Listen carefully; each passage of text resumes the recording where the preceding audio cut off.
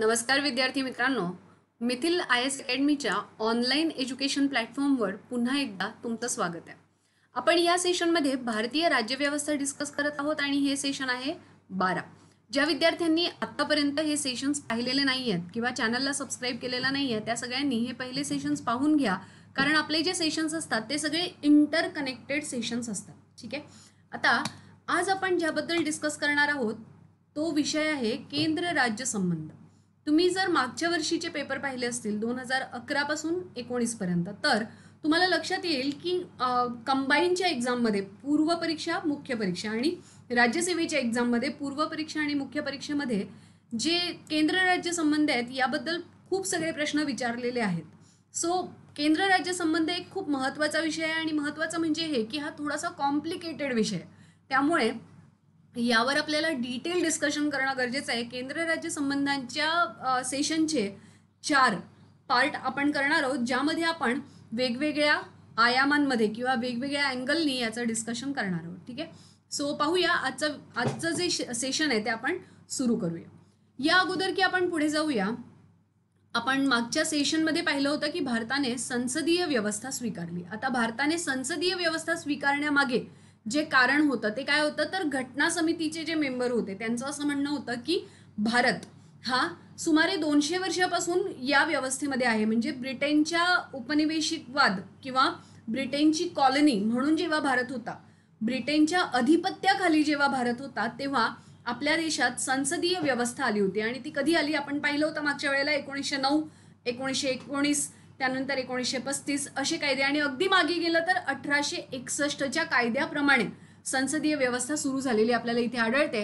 आणि मग यामुळे काहीही नवीन न करता किंवा नवीन प्रयोग न करता संसदीय व्यवस्थाच स्वीकारावी असा विचार आपण केलेला इकडे आढळतो.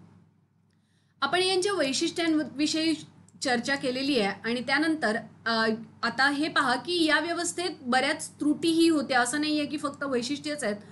तो त्रुटी कुठल्या कुठल्या आहेत. एकतर अस्थिर सरकार. तुम्हाला हे माहिती आहे की बघा, 5 वर्षांनी सरकार बदलण्याचं जे टूल आहे, जे साधन आहे ते नागरिकांना दिलेलं आहे. आणि नागरिकांना जे साधन दिलेलं ते काय आहे, ते आहेत इलेक्शन्स, निवडणुका.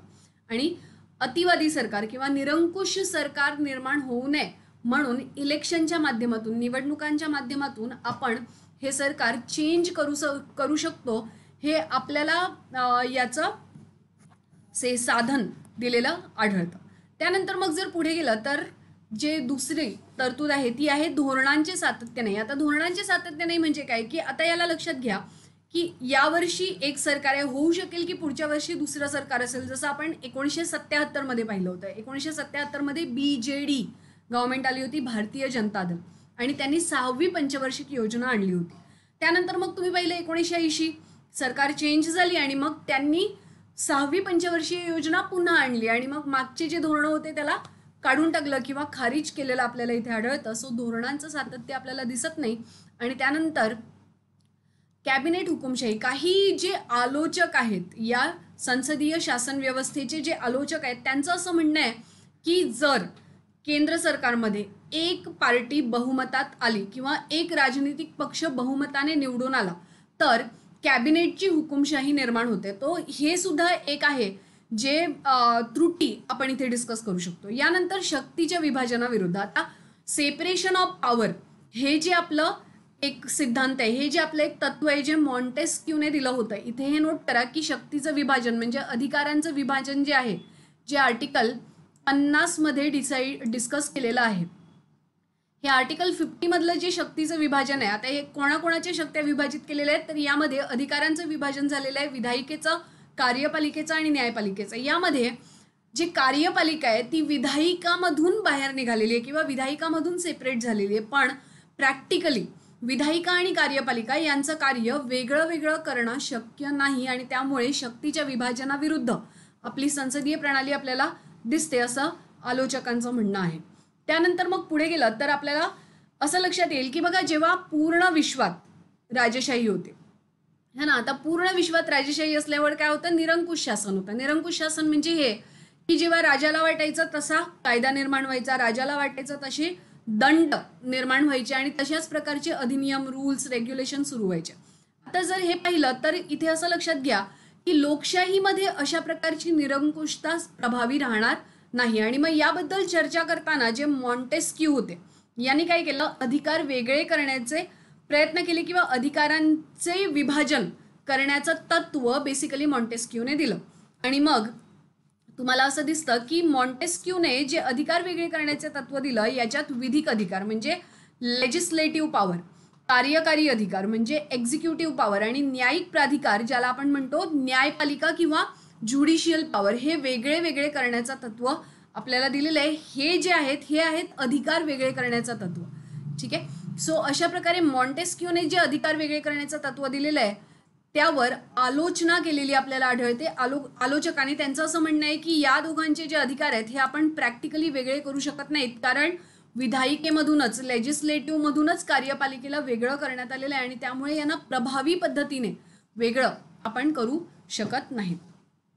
आता भारतात जे संघराज्यवादाचं स्वरूप आहे हे आपण सगळं डिस्कस केलेलं आहे, त्याला आपण फक्त रिव्हिजन करतोय. ओके. सो भारतात जे संघराज्यवादाचं स्वरूप आहे ते कसं आहे याला आता बघा. एक तर हे आहे की दुहेरी शासन व्यवस्था आपल्याला इथे आढळते. दुहेरी शासन व्यवस्था म्हणजे काय, केंद्रात आणि राज्यात अशी दोन प्रकारची शासन व्यवस्था इथे निर्माण झालेली आढळते. ठीक आहे. आता यामध्ये केंद्र आणि राज्य यांना घटनेनुसार दिलेले सार्वभौम अधिकार आहेत. याचा काय अर्थ आहे की केंद्राने सहसा राज्यात हस्तक्षेप करू नये आणि राज्यांनी केंद्रांचे जे अधिकार आहेत त्यात हस्तक्षेप करू नयेत. अशा प्रकारची दुहेरी शासन व्यवस्था आपल्याला आढळते.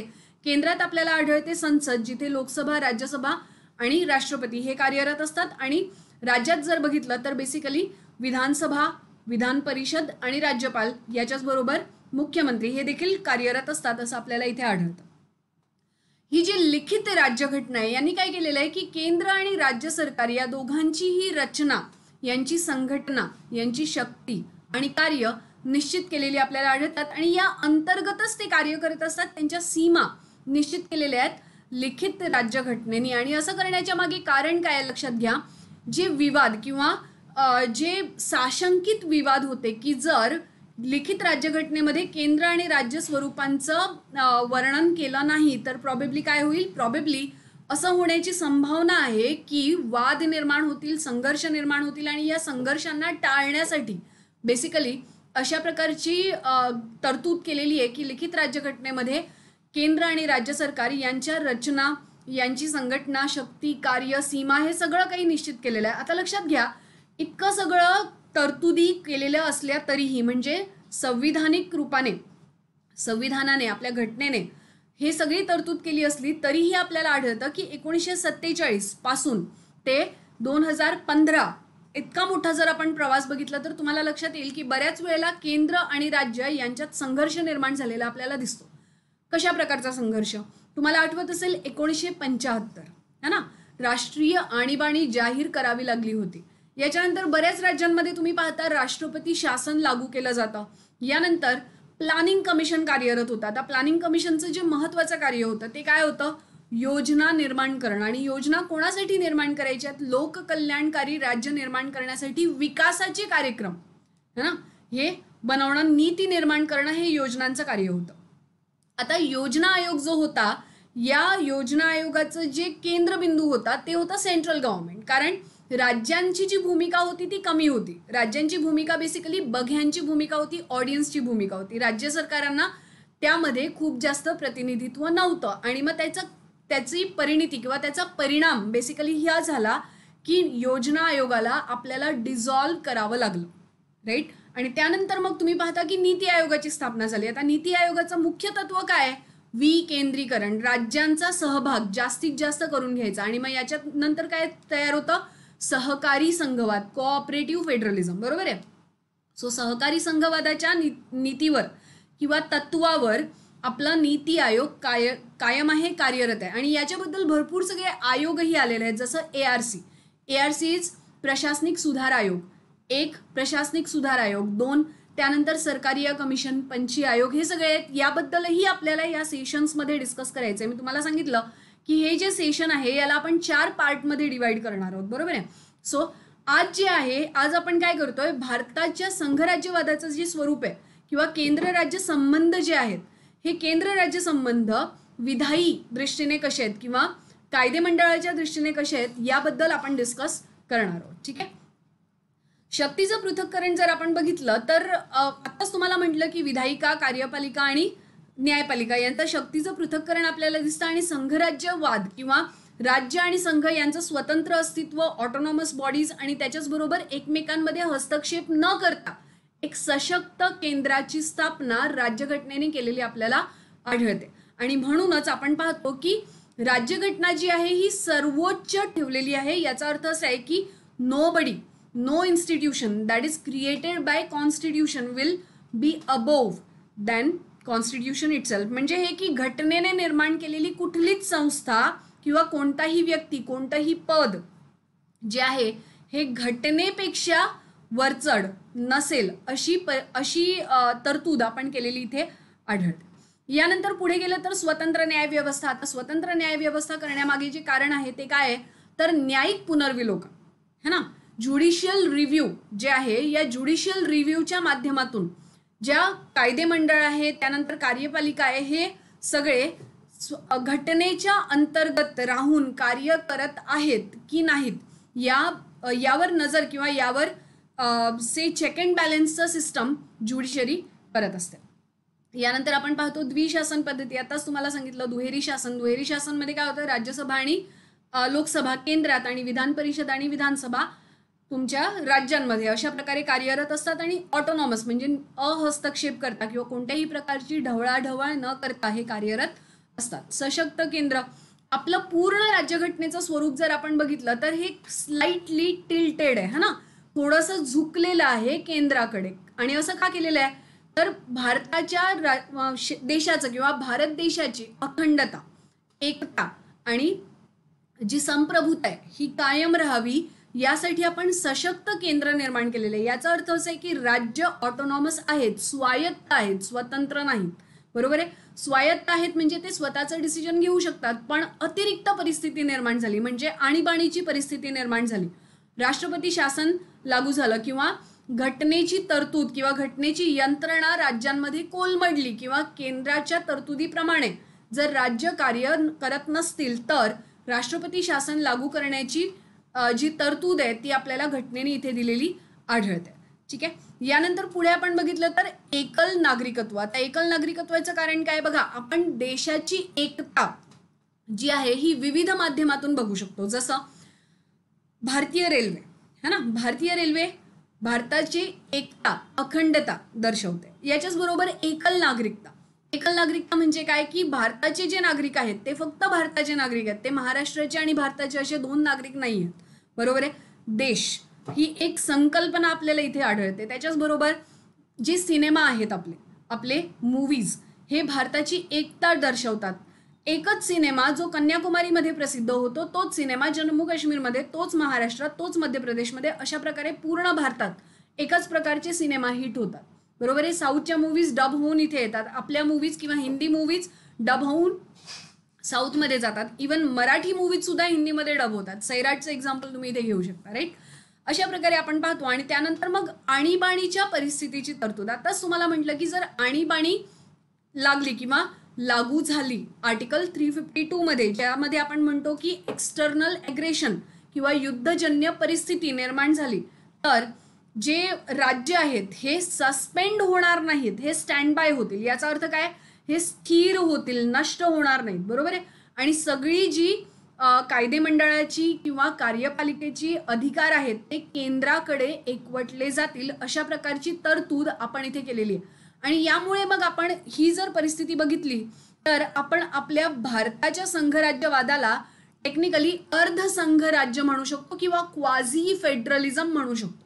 आता इथे तुम्हाला एक गोष्ट नोटीस करायची आहे ती ही आहे की हा शब्द अर्धसंघ राज्य हा शब्द जो आहे हा घटनेत कुठेही उल्लेखलेला नाही. याचा अर्थ असा की घटनेत याचा उल्लेख कुठेही झालेला नाही.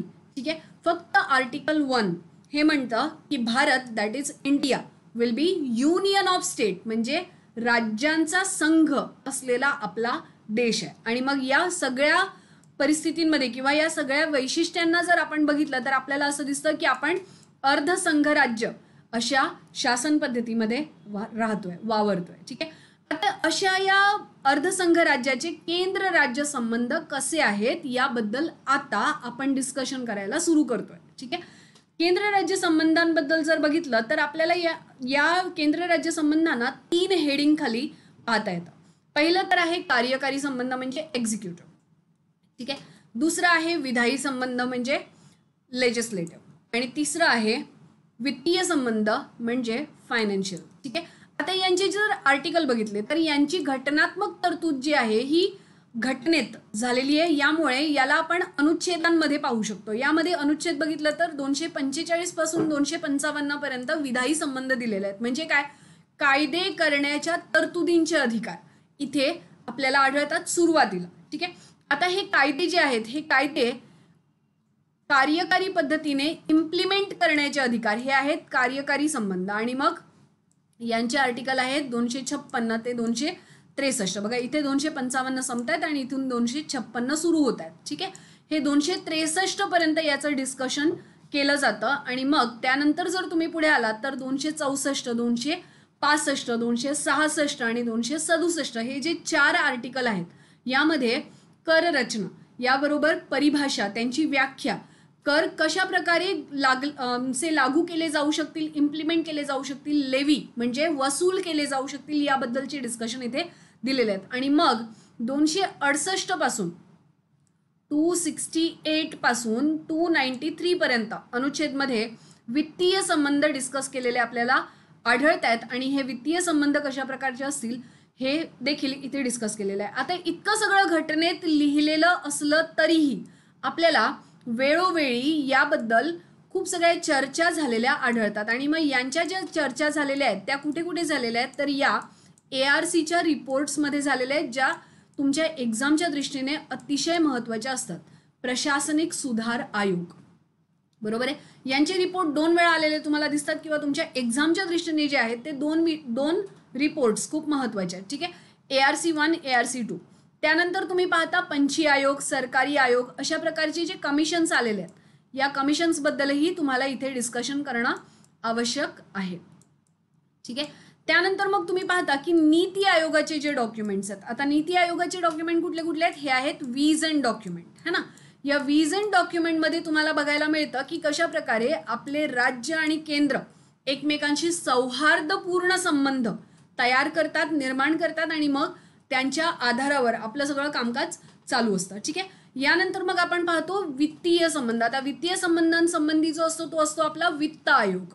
सो हा जो पार्ट आहे हा आपण 4थ्या सेशनमध्ये डिस्कस करणार आहोत. म्हणजे पहिल्या सेशनमध्ये आपण डिस्कस करणार आहोत विधायी संबंध, दुसऱ्या सेशनमध्ये आपण डिस्कस करणार आहोत कार्यकारी संबंध, तिसऱ्या सेशनमध्ये वित्तीय संबंध आणि 4थ्या सेशनमध्ये हे सगळे रिपोर्ट्स जे आहेत ते डिस्कस करणार आहोत आणि त्याचबरोबर आलेले प्रश्न हे सुद्धा डिस्कस करणार आहोत. ठीक आहे. सो अशा प्रकारे जर आपण पुढे पाहिलं तर तुम्हाला असं दिसतं की बघा जे विधायी संबंध आहेत त्याबद्दल आपण म्हटलं आर्टिकल 245 to 255 अशा प्रकारे यांचं वर्णन केलेलं आपल्याला इथे आढळतं. आणि मग या अनुच्छेदांमध्ये काय काय वर्णन केलेलं आहे याबद्दल आता आपण डिस्कस करणार आहोत. बेसिकली या विधायी संबंधांना जर आपल्याला स्पष्ट करायचं असेल तर याच्यासाठी आपण 2 हेडिंग्स खाली याला पाहू शकतो. एक प्रादेशिक क्षेत्राधिकार आणि दुसरं विषय क्षेत्राधिकार. ठीक आहे. आता प्रादेशिक क्षेत्राधिकारचा काय अर्थ आहे? प्रादेशिक क्षेत्राधिकारचा अर्थ असा आहे, याला देखील आपण 3 हेडिंग खाली पाहू शकतो आणि यामध्ये पहिला जो प्रकार आहे तो आहे की संसद जी आहे ही संपूर्ण भारतासाठी विधी निर्माण करू शकते. आता संपूर्ण भारत याचा काय अर्थ आहे याला पहिले लक्षात घ्या. ठीक आहे. संपूर्ण भारतासाठी म्हटलं तर पहिले हे लक्षात घ्या की संपूर्ण भारत म्हटलं तर आपण याला अशा प्रकारे उत्तर दक्षिण आणि पूर्व पश्चिम असं डिवाइड करून घेऊया.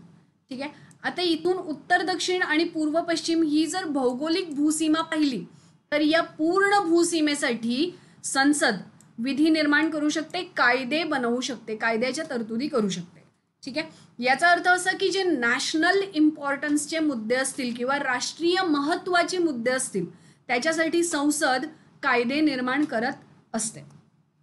यानंतर मग बघितलं तर राज्य विधानमंडळ जे असतं म्हणजे स्टेट लेजिस्लेटिव्ह हे राज्यासाठी अधिनियम तयार करू शकते. याचा अर्थ काय, जे लोकल इम्पॉर्टन्सचे मुद्दे आहेत म्हणजे जे स्थानिक प्रशासनासंबंधीचे मुद्दे आहेत किंवा स्थानिक महत्त्वाचे मुद्दे आहेत, त्याच्यासाठी राज्य विधानमंडळ जे आहे हे आपापल्या राज्यांसाठी कायदे किंवा नियम तयार करू शकते. यानंतर पुढे जर बघितलं तर अतिरिक्त प्रादेशिक प्राधिकरण. आता हा काय प्रकार आहे याला समजून घेण्याचा प्रयत्न करा. ठीक आहे, अतिरिक्त प्रादेशिक प्राधिकरण म्हणजे काय? बघा, जागतिकीकरणाच्या युगात जेव्हा तुम्ही ग्लोबलायझेशनमध्ये आहात, जेव्हा तुमची इकॉनॉमी पूर्ण विश्वाशी जोडली गेलेली आहे, तेव्हा हा जो टेरिटोरियल एरिया आहे म्हणजे संपूर्ण भारत, याच्या व्यतिरिक्त याच्या बाहेर देखील काही असे विषय असू शकतात ज्याच्यासाठी आपल्याला कायदे करावे लागतील. बरोबर आहे. म्हणजे भारताच्या भूक्षेत्राच्या बाहेर जे विषय असतात त्याला म्हटलं जातं अतिरिक्त प्रादेशिक प्राधिकरण. ठीक आहे, किंवा अतिरिक्त प्रदेश. आणि मग याचा प्राधिकरण म्हणजे ज्युरिस्डिक्शन इन इंग्लिश. ठीक आहे, हे ज्युरिस्डिक्शन जे आहे, ज्युरिस्डिक्शन म्हणजे याच्यासाठी कायदे करण्याचे जे अधिकार आहेत हे संसदेकडे दिले गेलेले आहेत. संसद अतिरिक्त प्राधिकरण किंवा अतिरिक्त प्रदेशांसाठी कायदे करू शकते. याला लक्षात ठेवा, हे खूप महत्त्वाचं आहे. ठीक आहे, यानंतर आता विषय क्षेत्राधिकार जर बघितले तर याबद्दल आपण नंतर विचार करूया. आता हे जे अतिरिक्त प्रादेशिक क्षेत्राधिकार हे भारताच्या किंवा भारताच्या भौगोलिक सीमेच्या बाहेरचे विषय आहेत, त्यामुळे हे इतके इझी नसणार. त्याच्यासाठी मग बऱ्याचदा सुप्रीम कोर्टाने आपल्याला काही महत्त्वाचे दिशानिर्देश दिलेले आढळतात. आता हे दिशानिर्देश काय काय आहेत बघा. सर्वोच्च न्यायालयाने एक वर्डिक्ट देताना, एका केसचा निर्णय देताना, आता हा केस काय आहे? ही केस आहे वॉलेस वर्सेस आयकर आयुक्त बॉम्बे. ही जी केस आली होती, या केसमध्ये सर्वोच्च न्यायालयाने एक तत्व दिलेलं आहे आणि त्या तत्वाला म्हटलं जातं नेक्सस टेस्ट. ठीक आहे, आपल्या जे जनरल पुस्तकं तुम्ही वाचता, जे तुमचे रेफरन्स बुक आहेत, त्या पुस्तकांमध्ये ही इन्फॉर्मेशन नाही. ठीक आहे, आणि मग नेक्सस टेस्ट म्हणजे काय? आता हे लक्षात घ्या. हे नेक्सस टेस्ट काय आहे? यामध्ये हे सांगितलं आहे की अतिरिक्त प्रादेशिक कायदे म्हणजे भारताच्या भूसीमे बाहेरच्या विषयांसाठी जेव्हा संसद कायदा करेल, बघा हा आहे आपला भारत. ठीक आहे, आणि हा आहे एक्स्ट्रा एरिया. याच्यासाठी जेव्हा संसद कायदे करेल तेव्हा संसदेला या गोष्टीचा लक्षात घ्यावं लागेल किंवा ही बाब लक्षात घ्यावी लागेल की हा जो प्रदेश आहे, ऑब्वियस आहे की हा प्रदेश कोणत्या तरी देशामध्ये अस्तित्वात असेल. बरोबर आहे. आता हा प्रदेश समजा जापानमध्ये अस्तित्वात आहे, तर जापानमध्ये या प्रदेशासाठी जे कायदे ऑलरेडी अस्तित्वात आहेत त्या देशाचे, त्या कायद्यांमध्ये आणि भारताची संसद जे कायदे तयार करण्यास उत्सुक आहे त्या कायद्यामध्ये रॅशनल, लॉजिकल संबंध असले पाहिजेत. लक्षात आलं की हा जो भूभाग ज्या देशांमध्ये आहे किंवा ज्या देशामध्ये आहे त्या देशामध्ये या भूभागासाठी ऑलरेडी जे कायदे अस्तित्वात आहेत आणि भारताच्या संसदेतर्फे जे कायदे बनवले जाणार आहेत त्यामध्ये योग्य संबंध असणं आवश्यक आहे, असं न्यायालयाने इथे सांगितलेलं आहे. याला म्हटलं गेलेलं आहे नेक्ससचा सिद्धांत किंवा नेक्सस टेस्ट. ठीक आहे, यानंतर मग आपण पाहतोय की इतकं सगळं असलं तरी विधी निर्माण करण्याच्या क्षेत्रात संसदेला सर्वोच्च अधिकार मिळालेले नाही आहेत. तर याच्यासाठी 3 अपवाद दिलेले आहेत आणि हे 3 अपवाद आर्टिकल 245 मध्ये दिलेले आहेत. हे 3 अपवाद कुठले कुठले ते बघून घ्या.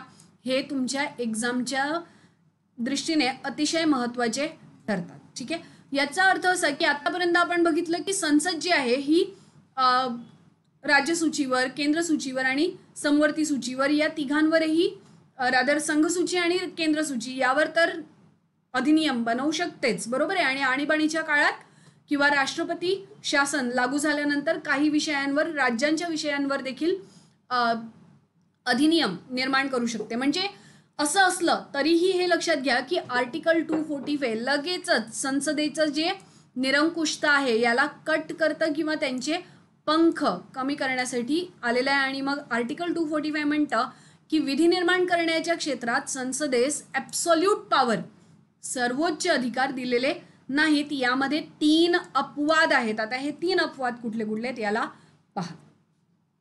पहिला अपवाद आहे कलम 240. ठीक आहे, कलम 240 मध्ये हे म्हटलेलं आहे की 4 केंद्रशासित प्रदेश, आता यांना लक्षात घ्या, हे जे 4 केंद्रशासित प्रदेश आहेत हे कुठले कुठले आहेत? हे आहेत दादरा नगर हवेली, दमण दीव, अंदमान आणि निकोबार आणि लक्षद्वीप. ठीक आहे, या 4 केंद्रशासित प्रदेशांमध्ये शांतता, सुव्यवस्था आणि सुशासन राखण्यासाठी कायदे करण्याचा विशेष अधिकार राष्ट्रपतींकडे देण्यात आलेला आहे, राष्ट्रपतींना देण्यात आलेला आहे. जर ऑब्जेक्टिव्ह एक्झामची तयारी करत आहात, वस्तुनिष्ठ प्रश्नांच्या परीक्षेची तयारी करत आहात, तर ही जी इन्फॉर्मेशन आहे ही अतिशय महत्त्वाची आहे. एक, आर्टिकल 240 हे काय करतंय? हे अपवाद निर्माण करतंय. कशाचा अपवाद? संसदेच्या विधी निर्माण करण्याच्या सर्वोच्च अधिकारांना आळा लावण्यासाठी हे कार्यरत आहे. आणि मग यात हे म्हटलेलं आहे की 4 केंद्रशासित प्रदेश, आणि हे 4 केंद्रशासित प्रदेश कुठले कुठले आहेत? हे आहेत दादरा नगर हवेली, दमण दीव, अंदमान निकोबार आणि लक्षद्वीप. या 4 केंद्रशासित प्रदेशांसाठी कायदे करण्याचे विशेष अधिकार राष्ट्रपतींकडे सुपूर्द करण्यात आलेले आहेत. आणि हे का असं केलेलं आहे? कारण या क्षेत्रांमध्ये शांतता, सुव्यवस्था, सुशासन राखण्यासाठी बेसिकली हे केलेलं आहे. त्यानंतर नेक्स्ट जो अपवाद आहे तो आहे परिशिष्ट 5. याला अनुसूची देखील म्हटलं जातं, परिशिष्ट 5, राईट, स्केड्यूल. आता हे जे पाचवी अनुसूची आहे, या 5व्या अनुसूचीमध्ये बेसिकली तरतूद काय? जे अनुसूचित भाग आहेत किंवा स्केड्यूल एरिया आहेत त्यांच्या अधिनियमांचं म्हणजे त्यांच्या प्रशासनाबद्दलची तरतूद इथे केलेली आपल्याला आढळते. आता याबद्दल इथे सांगितलेलं आहे की राज्यांच्या राज्यपालांना म्हणजे गव्हर्नर्स ऑफ द स्टेट्स है ना, राज्यांच्या राज्यपालांना हा अधिकार दिलेला आहे की संसदेने तयार केलेले जे कायदे आहेत है ना, हे संसदेने तयार केलेले कायदे अशा अनुसूचित भागात लागू करायचे की लागू नाही करायचे हे अधिकार किंवा यांचा निर्णय घेण्याचा अधिकार राज्यांच्या राज्यपालांकडे दिलेला आपल्याला आढळतो.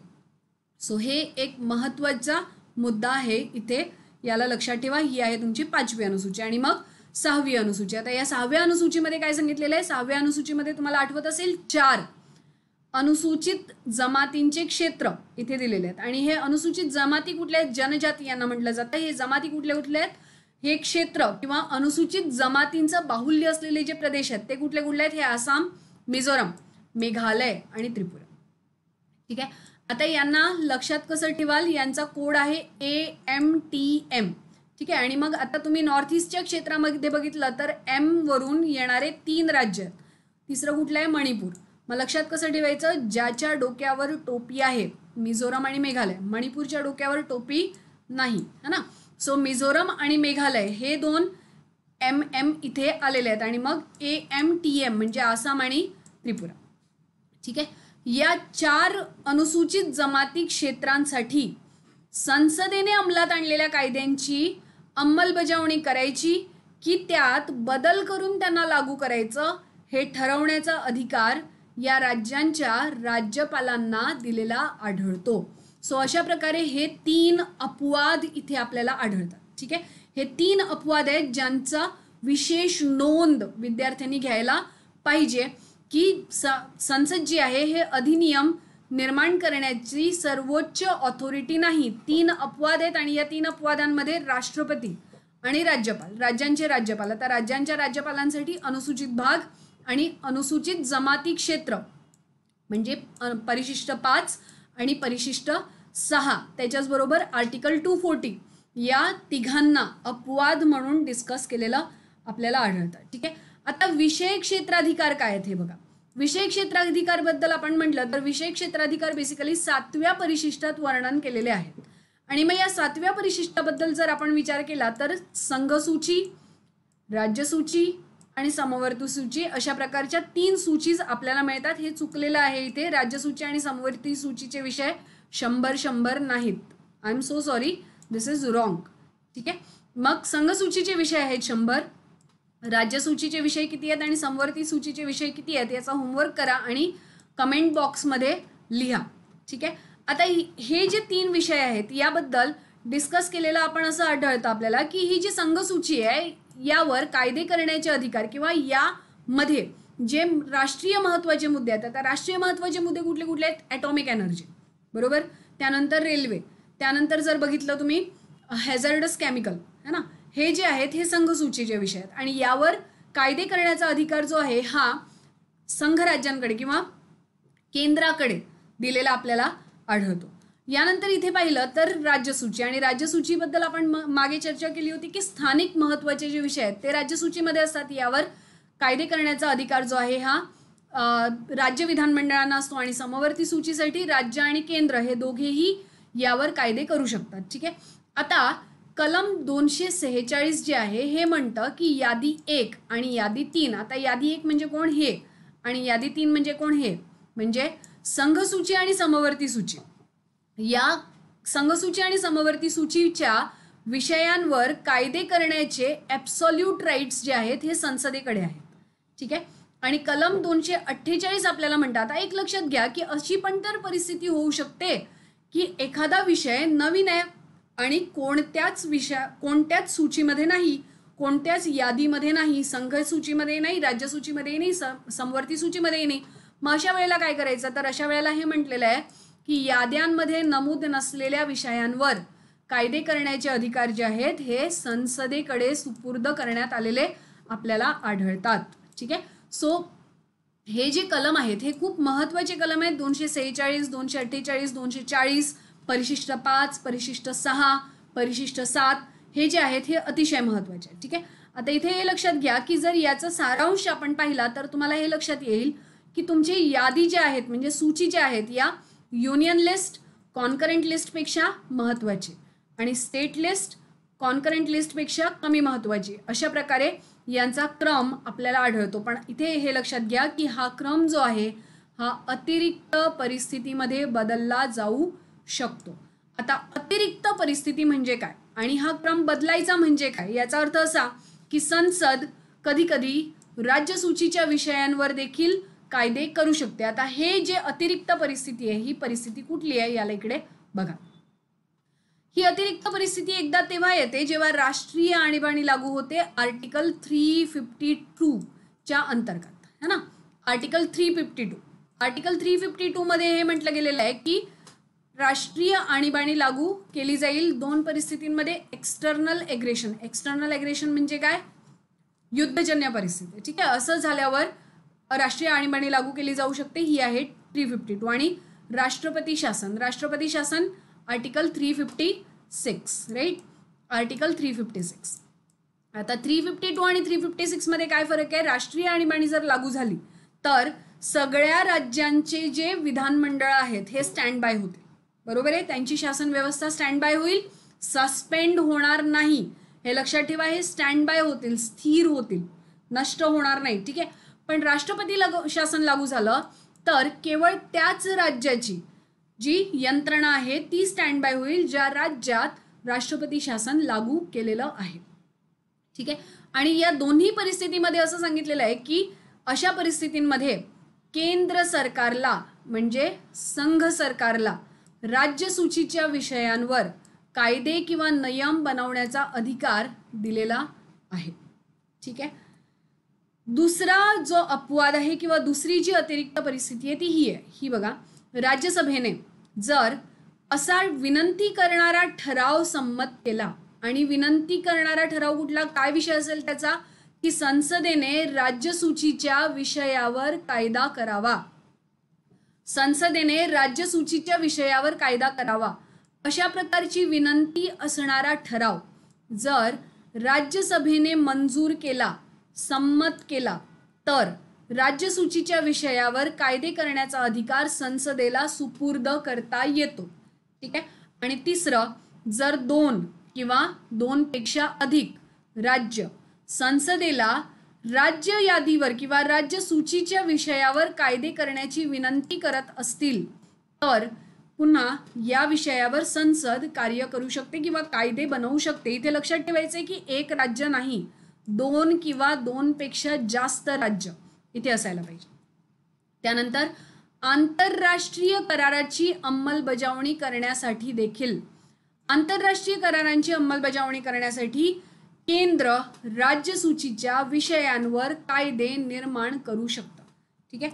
आणि तिसरं आहे, याला म्हटलं जातं इम्पग्नन्सी क्लॉज, है ना. हे आहे प्रत्यावर्तन खंड.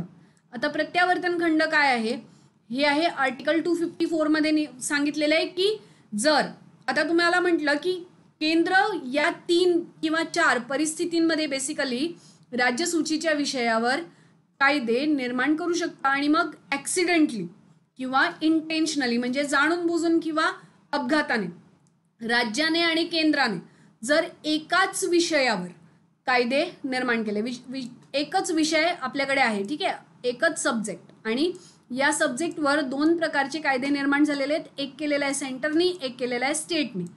आता काय करणार, ठीक आहे. मग याबद्दल तुमच्या आर्टिकल 254 मध्ये सांगितलेलं आहे. हे आर्टिकल 254 असं म्हणतं की जर एकाच विषयावर केंद्र आणि राज्य या दोघांनीही कायदे निर्माण केले तर राज्यांनी जो कायदा निर्माण केलेला आहे याला वॉइड म्हणजे कायदे बाह्य मानलं जाईल, ठीक आहे. आणि संघाने जो किंवा केंद्राने जो कायदा निर्माण केलेला आहे याला विधिग्राह्य मानलं जाईल, व्हॅलिड मानलं जाईल, ठीक आहे. सो हे आहेत तुमचे केंद्र राज्य संबंध बेसिकली, ज्याबद्दल आपण विधायी विषयांवर चर्चा केलेली आहे किंवा विधायी अधिकार, लेजिस्लेटिव्ह पॉवर्स ऑफ और legislative rights of centre and states याबद्दल आपण इथे डिस्कशन केलेलं आहे, आर्टिकलमध्ये पूर्ण डिस्कशन केलेलं आहे. आता पुढच्या सेशनमध्ये आपण काय करणार आहोत, पुढच्या सेशनमध्ये आपण प्रशासनिक अधिकार, ठीक आहे, केंद्र आणि राज्यांचे प्रशासनिक अधिकार याबद्दल डिस्कस करणार आहोत.